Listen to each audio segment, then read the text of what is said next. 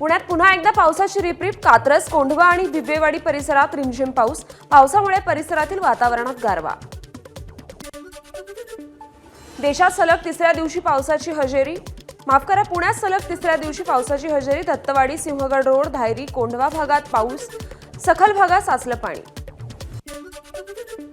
साताऱ्याच्या भोसलेवाडी परिसरात मुसळधार पाऊस. संततधार पावसामुळे पुणे बंगळुरू महामार्गावर पाणी साचलं. यामुळे वाहनधारक अडचणीत आले. सोलापूर शहरात मुसळधार पाऊस झालाय. हांडे परिसरात नागरिकांच्या घरात पाणी शिरल्यानं जनजीवन विस्कळीत. शहरातील सखल भागात पाणी साचल्यानं रस्त्यांना नाल्याचं स्वरूप. सोलापूर शहरात मुसळधार पाऊस झालाय. अनेक सखल भागात आणि घरात पाणी शिरल्यानं नागरिकांची तारांबळ.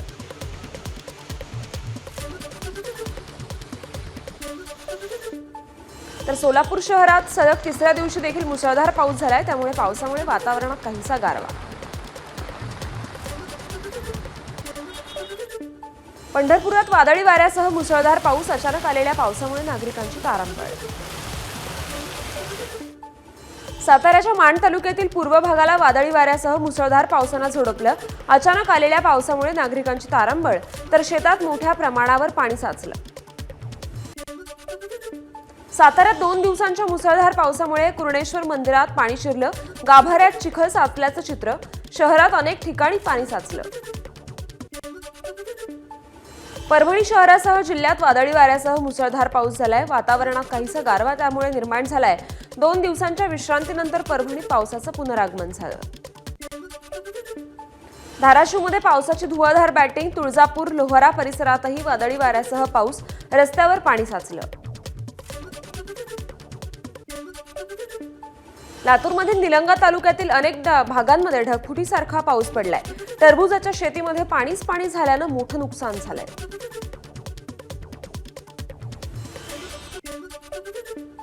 लातूर जिल्ह्यात तुफान पाऊस. रेणा नदी पात्रात पाण्याचा प्रवाह वाढला. तर अनेक छोट्या मोठ्या ओढ्यांना आलं पाणी. अनेक भागातील वीज पुरवठा यामुळे खंडित झाला. लातूर शहरात जोरदार पावसाची हजेरी. अनेक सखल भागात पाणी साचल्यानं रस्त्यावरील वाहतूक संथ गतीनं. तर अनेक भागातील विद्युत पुरवठा खंडित. लातूर जिल्ह्यात पावसाच्या जोरदार सरी. सलग 4 ते 5 तास पडलेल्या पावसानं सखल भागांमध्ये पाणी साचलं. त्यामुळे काही ठिकाणी वाहतुकीला अडथळा निर्माण झाला. कोल्हापूर महानगरपालिकेच्या आपत्ती व्यवस्थापनाचं सराव शिबिर. पंचगंगा नदी पात्रात आपत्ती व्यवस्थापनाकडून प्रात्यक्षिक सादर. कोल्हापूरला पुन्हा महापूर आल्यास मनुष्यहानी टाळण्यासाठी प्रात्यक्षिक सादर करण्यात आली. नांदेडमध्ये सलग 5व्या दिवशी पावसाने हजेरी लावली. सततच्या पावसानं फळबागांचं मोठं नुकसान झालंय. पावसामुळे शेत मशागतीच्या कामात अडथळा निर्माण झालाय. त्यामुळे शेतकरी चिंताग्रस्त आहेत. नागपूर शहरात आणि जवळपासच्या परिसरात पावसाची दमदार हजेरी. अचानक झालेल्या पावसामुळे नागरिकांची तारांबळ. वाशिम जिल्ह्यात सलग 10 दिवसांपासून मान्सूनपूर्व पावसाचं थैमान. सततच्या पावसामुळे पिकांचं देखील मोठ्या प्रमाणात नुकसान. अमरावती शहरात मुसळधार पाऊस. इविन चौक आणि अनेक भागातील रस्त्यावर पाणी साचलं.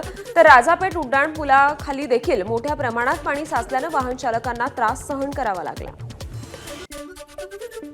चंद्रपूर शहर आणि जिल्ह्यात सर्वत्र रिमझिम पाऊस. उकाड्यामुळे त्रस्त झालेल्या नागरिकांना पावसामुळे काहीसा दिलासा.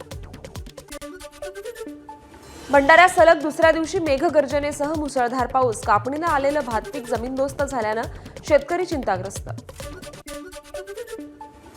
बुलढाणा जिल्ह्यात वादळी वाऱ्यासह मान्सूनपूर्व पावसाची जोरदार हजेरी. सखल भागात पाणी साचलं.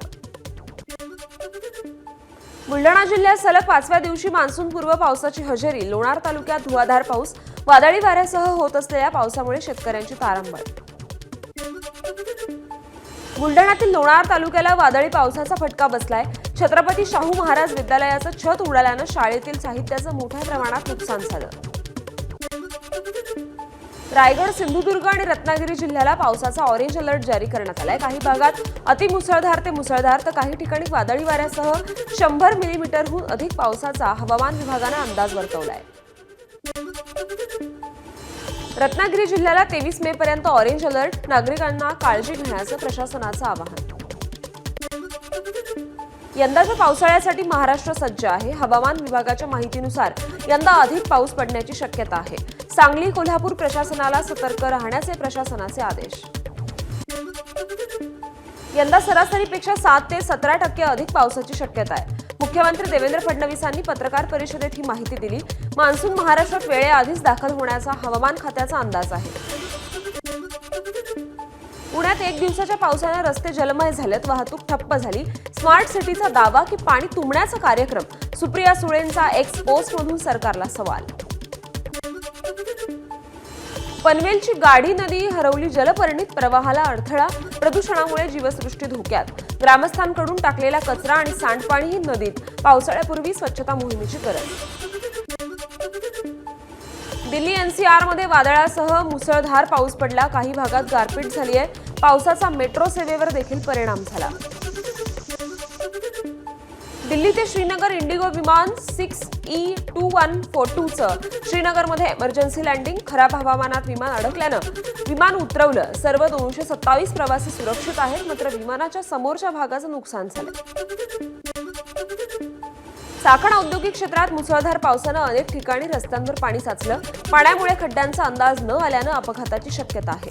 पाण्यातून प्रवास टाळा, प्रशासनाचं आवाहन.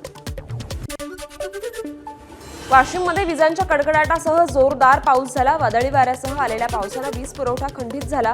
नागरिकांवर रात्र अंधारात काढण्याची वेळ आली.